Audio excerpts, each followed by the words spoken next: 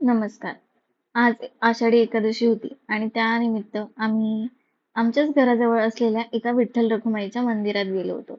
इतकं प्रसन्न आणि सुंदर मंदिर बांधलंय ना, म्हणजे मागच्या वर्षी आलो होतो त्यावेळेस बांधकाम फक्त मंदिर बांधलेलं होतं.